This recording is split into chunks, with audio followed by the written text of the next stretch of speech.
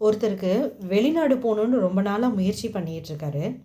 ஆனால் ஜோசியர் பார்க்குறப்ப அவங்களும் வந்து வெளிநாடு போகிற வாய்ப்பே கிடையாது அப்படின்னு சொல்லிட்டாங்க. ஆனால் பரிகாரம்லாம் கொடுத்தாங்க. நாங்கள் எவ்வளவோ பரிகாரம்லாம் செஞ்சுட்டோம். எவ்வளவோ முயற்சி பண்ணாலும் அவரால் வெளிநாடு போக முடியல. அதுக்கு போகிறதுக்கு ஏதாவது வழி இருக்கா? என்ன பண்ணலாம் நாங்கள்?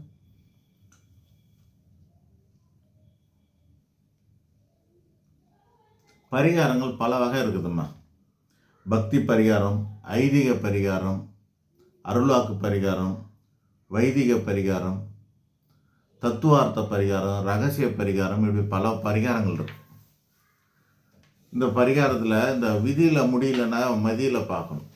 விதி மதின்னு 2 அமைப்பு இருக்குது. லக்னத்தின் அடிப்படையில் ஒரு சம்பவம் நடக்கலைன்னா ராசியின் அடிப்படையில் சாதகமாக இருக்கிறதா என்று பார்ப்பது விதி மதின்னு சொல்லுவோம். அந்த வகையில் ராசியின் அடிப்படையில் இருக்குதான்னு பார்த்தாலும் அப்படி இருந்ததுனாலும் பண்ணலாம். முயற்சி மெய்வருத்த கூலி தரும்னு சொல்லுவாங்க. நீங்கள் கடுமையாக முயற்சி பண்ணிங்கன்னா கிடைக்கிறதுக்கான வாய்ப்புகள் இருக்கலாம். இவ்வளோலாம் பண்ணணுமா, வேணாம் நம்ம வேறு வேலையை பார்த்துட்டு போயிடலாமான்றது நீங்கள் முடிவு பண்ணலாம். இல்லை போயே தான் ஆகணும் அப்படிங்கிற மாதிரி ஒரு கட்டாயம் இருக்குமே. ஆனால் இந்த தடையை உடைக்கிறதுக்கு ஒரு வழி இருக்குது. அது தத்துவார்த்த பரிகாரம்னு சொல்லலாம். அதை தத்துவத்தின் அடிப்படையில் செய்யக்கூடிய பரிகாரம்னு சொல்லலாம். அல்லது விதியை மதியால் வெல்வதுன்னு சொல்லலாம். அந்த வகையில் சொல்கிறேன். இப்போ வெளிநாடு போகிறதுக்கு வாய்ப்பு இல்லை, போகவே முடியல, உங்கள் பாஸ்போர்ட்டில் சாப்பாக குத்த முடியல அப்படின்னா என்ன பண்ணலாம்? ஒரு 20-30,000 செலவு பண்ணி அருகாமையில் இருக்கிற ஒரு நாட்டுக்கு, எந்த நாட்டுக்கு பாஸ்போர்ட் தேவை, ஒரு பேங்காக்கு, சிங்கப்பூர், மலேசியாவுக்கு ஒரு டூர் ஒன்று போகணும். ஆனால் டூர் நடத்துவாங்க, அவங்க கூட போகலாம். இந்த துபாய் இது மாதிரி சின்ன சின்ன செலவில் இருக்கக்கூடிய ஒரு டூருக்கு போய் ஜாலி ட்ரிப்பாக ஒரு டூருக்கு போயிட்டு வரணும். டூரிஸ்ட்டு விசா கிடைக்கும் இல்லையா? சில நாட்டில் விசாவே தேவையில்லை, டைரெக்டாக போயிட்டு வந்துடலாம். சிங்கப்பூர், மலேசியாவுக்குலாம் இப்போ விசா கிடையாதுன்னு நினைக்கிறேன். டைரெக்டாகவே போயிட்டு வந்துடலாம். அந்த மாதிரி இருக்கும்போது நீங்கள் என்ன பண்ணலான்னா, அந்த பாஸ்போர்ட்டை பயன்படுத்தி பாஸ்போர்ட்டில் ஒரு என்ட்ரி போடுங்க. வெளிநாடு போக முடியலன்னு சொல்லக்கூடிய அந்த விதியை நீங்கள் மாற்றி காட்டுங்க, வெளிநாடு போயிட்டு வந்துட்டேன்னு. அதுக்கப்புறம் என்ன பர்பஸ்க்கு போகணுங்கிறத அப்புறம் பார்ப்போம். முதல்ல இந்த தடையை விளக்குறதுக்கு, போக முடியாதுன்னு சொல்லக்கூடிய இந்த விதியை ஜெயிக்கணும்னா முதல்ல ஒரு முறை வெளிநாட்டுக்கு போயிட்டு வந்துடுங்க. எப்படி போயிட்டு வருது? டூராக போயிட்டு வாங்க. யாராவது குரூப்பாக போங்க, போகிறாங்களோட சேர்ந்து போங்க. இல்லைன்னா டூரிஸ்ட் நடத்துகிறாங்க இல்லையா, அவங்கக்கிட்ட போயிட்டு டூர் போயிட்டு வாங்க. இந்த பிரேக் ஆகிடும். இந்த தோஷம் அத்தோட, இந்த தடை அத்தோட கெட்டு நின்று போயிடும். அதுக்கப்புறமா நீங்கள் முயற்சி பண்ணுங்கள், ஜெயிக்கும். இப்போ உதாரணத்துக்கு இந்த தத்துவார்த்த பரிகாரத்தில் தான் சில பேர் என்ன பண்ணுவாங்கன்னா, ஒரு கல்யாணம் பண்ணுறோம்னு நினைக்கிறாங்க, கல்யாணம் பண்ண முடியல, கிடைக்கல, அவங்களுக்கு 2வது திருமணம் தான் இருக்குதுன்ற மாதிரிலாம் சில இதெல்லாம் சொல்லுவாங்க. அப்போ என்ன பண்ணுவாங்க, வாழை மரத்துக்கு தாலி கட்டிட்டு அந்த வாழை மரத்தை வெட்டி தள்ளிட்டு அடுத்த கல்யாணம் பண்ணுவாங்க. எப்படியோ அதே போல் தான் இதுவும். ஆக ஒவ்வொரு விஷயத்துக்கும் ஒரு தத்துவார்த்த பரிகாரத்தை நம்ம பயன்படுத்தலாம். விதியை மதியால் வெல்லலாம். நடக்காதுன்னு சொல்கிறவங்கள நடத்தி காட்டுறதுக்கு முயற்சி பண்ணலாம். இந்த மாதிரி பல புத்தியை கொண்டு நம்ம யோசித்து செய்யணும். இதுக்கு என்ன பண்ணணுன்னாக்கா, ஒரு புத்திசாலியான ஒரு ஜோசியரை பார்க்கணும். உங்களோட பிரச்சனைகளை தெளிவாக சொல்லணும். அவர் சொல்கிற ஐடியாவை கேட்கணும். இது மாதிரி பண்ணுங்கன்றது நடைமுறையில் சாத்தியம்தான். நீங்கள் 1000 லட்சக்கணக்காக செலவு பண்ணி பரிகாரம் பண்ணலாம் அவசியமே இல்லை. பாருங்கள், ஒரு ட்ரிப்பு அவர் போயிட்டு வந்தாங்கன்னா அந்த பிரேக் ஆகிடுதா இல்லையா? உங்களுக்கு இது வரைக்கும் ஃப்ளைட் ஏறணும் வாய்ப்பு இல்லை, அல்லது வெளிநாடு போனதே இல்லை அப்படின்னா ஒரு டூர் போயிட்டு வந்தீங்கன்னா சரியாக போயிடுச்சா இல்லையா? அதோடு முடிச்சிடலாம். அதனால் இந்த மாதிரி எல்லா விஷயத்துக்கும் இருக்குது. இப்போ குழந்தை பாக்கியம் இல்லைன்னு சொல்கிறாங்க, அவங்களுக்கு நாங்கள் கொடுக்குற தத்துவம் என்ன தெரியுங்களா? தத்துவார்த்த பரிகாரம், விதியை மதியால் வெல்வது. சொந்த பந்தங்கள், அக்கா தங்கச்சி, அண்ணன் தம்பி, யாரோட குழந்தைங்களாவது இருக்கும்ல, அந்த குழந்தைங்கள நீங்கள் எடுத்து வளங்க. தரமாட்டாங்க. இப்போல்லாம் சட்ட ரீதியாக தத்து எடுக்கிறது. உங்களுக்கு ஐயப்பன் தெரியும் இல்லையா? ஐயப்பனே ஒரு தத்து புத்திரன் தான். அவரு காட்டில் தனியாக இருந்தவங்கள கூப்பிட்டு தூக்கிட்டு பந்தல ராஜா என்ன பண்ணார், தன் பிள்ளையாக வளர்க்குறார். தன் அந்த பிள்ளைய வளர்க்குற புண்ணியத்தின் காரணமாக அவருக்கு ஒரு குழந்தை பிறக்குது. எப்போது சில வருஷம் கழித்து அவருக்கே குழந்தை பிறக்குது. முதல் குழந்தைய இதை வளர்க்குறாங்க, அடுத்ததாக ஒரு குழந்தை பிறக்குது. இந்த தத்துவத்தின் அடிப்படையில் நிறைய பேருக்கு நாங்கள் பரிகாரம் சொல்கிறோம்.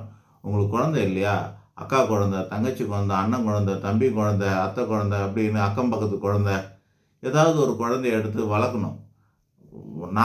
பெர்மனெண்ட்டாக வச்சு வளர்க்கலாம் யாரும் தரமாட்டாங்க. சரி, ஓகே, அவங்க வீட்டில் போய் உக்காந்துங்க, அந்த குழந்தைக்கு சோறு விட்டுங்க, குளிப்பாட்டி விடுங்க, அது டாய்லெட் போயிடுச்சுனாக்கா கழுவி விடுங்க. இதெல்லாம் தான் வளர்க்குறதுக்குன்னு அடையாளம். ட்ரெஸ் போட்டு விடுங்க, சிங்காரிச்சு விடுங்க, அழகுபடுத்துங்க, ட்ரெஸ் வாங்கி கொடுங்க, போடுங்க. இதெல்லாம் பண்ணும்போது அந்த குழந்தைய நீங்கள் பராமரிக்க கற்றுக்குங்க. யாரெல்லாம் குழந்தைங்கள பராமரிக்கிறாங்களோ அவங்களுக்கு புத்திரதோஷம் விலகும். நம்ம தத்துவத்தை தெரிஞ்சுக்குங்க. என்ன தத்துவம்னாக்கா, நம்ம என்ன வகையான பாவம் செஞ்சோமோ அதுக்காக நாங்கள் ஏங்குவோம். குழந்தைங்களை பராமரிக்காம விட்டால், குழந்தைங்களை கருகலுப்பு செய்தால், குழந்தைங்களை நம்ம அனாதையை விட்டுட்டு நம்ம சொந்த சுயநலத்துக்காக ஒரு குழந்தைய விட்டுட்டு போயிட்டு நம்ம வேற எங்கேயோ ஒன்று கல்யாணம் பண்ணி செட்டில் ஆகிட்டா, இந்த மாதிரிலாம் இருந்தாங்க பாருங்கள் பூர்வ ஜென்மத்தில், அவங்களுக்கெல்லாம் இந்த ஜென்மத்தில் குழந்தைக்காக இயங்க வேண்டிய வாய்ப்பு உண்டு. அஜாக்கிரதையால் சில பேர் என்ன பண்ணுவோம், குழந்தைய சரியாக வளர்க்காம, இப்போ நிறைய பேர் என்ன பண்ணுவாங்கன்னா, குழந்தைய வளர்க்க மாட்டான், தன்னோட சந்தோஷத்துக்காக நாம பாட்டிக்கிட்ட கொடுத்துருவாங்க, பாட்டியை வளர்க்க விட்டுருவாங்க. இவங்க ஏதோ ஒரு சொந்தக்காரங்களே ஒரு ஆயா கிடச்சிட்டாங்க குழந்தைய பார்த்துக்கிறதுன்ற மாதிரி பாட்டி கையில் கொடுத்து இவங்க பாட்டு வேலைக்கு போகிறது ஒன்றுமே, ஜாலியாக இருக்கிறது ஒன்றுமே, இப்படியே இருப்பாங்க. அந்த மாதிரிலாம் இருக்கக்கூடாது. இவங்க சொந்த குழந்தைய தானே தான் வளர்க்கணும்.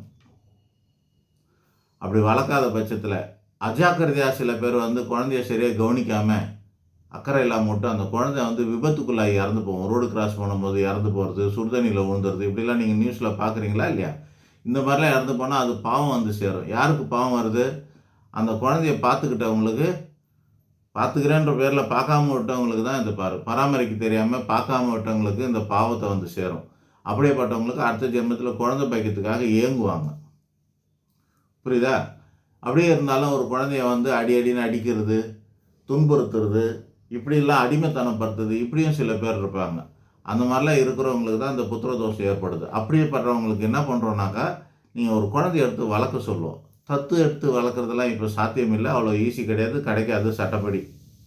அதனால் என்ன பண்ணுவோன்னா, அன்பாக எடுத்து உறவுக்கார குழந்தைங்க, சொந்தக்காரன் குழந்தைங்க, நண்பர்கள் குழந்தைகள், அக்கம் பக்கத்தில் இருக்கிறவங்க குழந்தைகளை பராமரிக்க கற்றுக்குங்க, பார்த்துக்குங்க, அன்பாக பார்த்துக்குங்க. அதுங்களுக்கு தேவையானதெல்லாம் செஞ்சு கொடுங்க. கொஞ்சத்துக்கு மட்டும் ஒன்று ஆகி போயிடுச்சுன்னா, இந்த உங்கள் குழந்தை ஆகி போயிடுச்சு கழுவி விடுன்னு சொல்லக்கூடாது. நாமளே கழுவி விடணும், நாமளே ட்ரெஸ் மாற்றி விடணும், நாமளே அந்த நாப்பி மாற்றி விடணும், பேம்பரை மாற்றி விடணும், இந்த மாதிரி ட்ரெஸ் குளிப்பாட்டி விடணும், உணவு ஊட்டி விடணும்.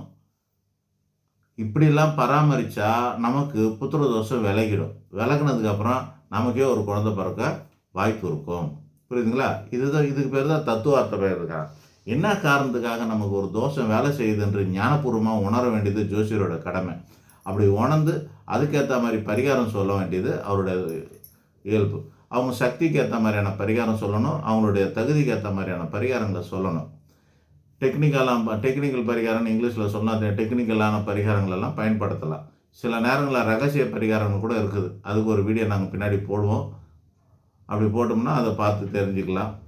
அப்படியே ரகசிய பரிகாரங்கள் கூட இருக்குது. வெளியே சொல்ல முடியாத மாதிரி ரகசியமாக சில பரிகாரங்கள்லாம் கூட செய்ய வேண்டியது இருக்கும். அந்த மாதிரி செஞ்சு கூட நம்மளோட தோஷங்களெல்லாம் நிவர்த்தி பண்ணிக்கலாம். அப்படி பண்ணிக்கிற பட்சத்தில் நம்ம இந்த ஜென்மத்தில் குறைபாடு இல்லாமல் சௌபாகியம் பெற்று வாழக்கூடிய அமைப்பு உண்டு. நம்ம நினச்சதை சாதிக்கிற அமைப்பு உண்டு. நன்றி, வணக்கம்.